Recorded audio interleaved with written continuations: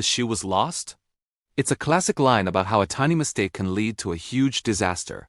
Well, today we're diving into a real-life story that takes this idea to a whole new level. It's about a man named Arthur, a British soldier whose decision to steal a horse didn't just get him in trouble. It literally redrew the map of the world and may have contributed to one of the biggest conflicts in human history. Let's set the scene. The year is 1809 and Europe is a battlefield. Napoleon Bonaparte is on a rampage, and Great Britain is desperately trying to stop him. A key battle is brewing in Spain, known as the Battle of Talavera. On one side, you have the combined forces of Britain and Spain. On the other, the formidable French army. The British commander, a man you might have heard of, the Duke of Wellington, was a brilliant strategist. But even the best generals need a little luck, and they definitely need their orders to be followed precisely. This is where our man, Arthur, comes in. He was a colonel in the British cavalry, a respected and experienced officer. On the eve of the battle, he was given a crucial mission: to guard a strategic hill that was vital to the British defensive line. Holding this hill, known as the Cerro de Motherland, was non-negotiable.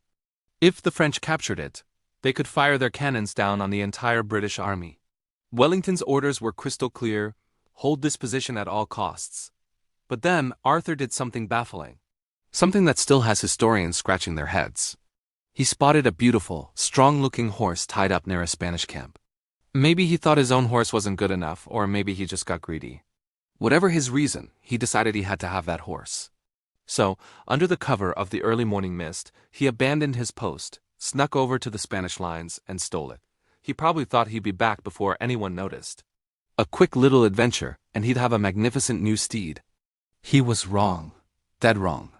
While he was away, a French scouting party noticed the key hill was undefended.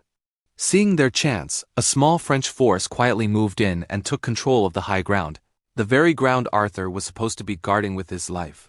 When Arthur returned, proudly leading his new horse, the horrifying truth hit him. The red and blue uniforms of the French were now standing where his men should have been. Panic set in. He had catastrophically failed his duty. The French now had the advantage.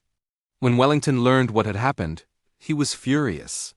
But there was no time for courts-martial. The battle had to be won. Wellington was forced to immediately launch a desperate counterattack to reclaim the hill. British soldiers had to charge uphill, straight into a hail of French gunfire. The fighting was brutal and bloody. Men who should have been resting and preparing for the main battle were thrown into a meat grinder, all because one man couldn't resist a pretty horse. The British eventually retook the hill, but at a terrible cost. They suffered hundreds of unnecessary casualties. Their lines were weakened, and their morale was shaken right before the main engagement was about to begin. The Battle of Talavera went on to be one of the bloodiest of the entire war. Though Wellington's forces technically won, they were so battered and exhausted that they had to retreat back to Portugal anyway, leaving Spain in French hands for several more years. The war dragged on, costing countless more lives and resources. And many historians argue that if the British had been at full strength, not weakened by that pointless fight for the hill, they could have achieved a more decisive victory. A victory that might have shortened the Napoleonic Wars and saved thousands of lives. So what happened to Arthur? Well, his fate was sealed, but not in the way you might think. He wasn't executed or thrown in prison. In a strange twist, his high-ranking family connections protected him from an official punishment. But his reputation was destroyed. He was quietly sent back to Britain in disgrace, never to command troops again. He lived out the rest of his life in obscurity, forever known as the man who almost lost a war for a horse. It's a powerful reminder of how a single, selfish decision can have consequences that ripple through history. It wasn't just a horse. It was a choice that cost lives, extended a brutal war, and changed the course of nations. All for one of a man doing his duty.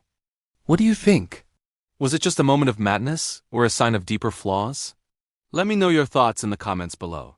And if you found this story as fascinating as I did, make sure to hit that like button and subscribe for more hidden tales from history. Thanks for watching, and I'll see you in the next video.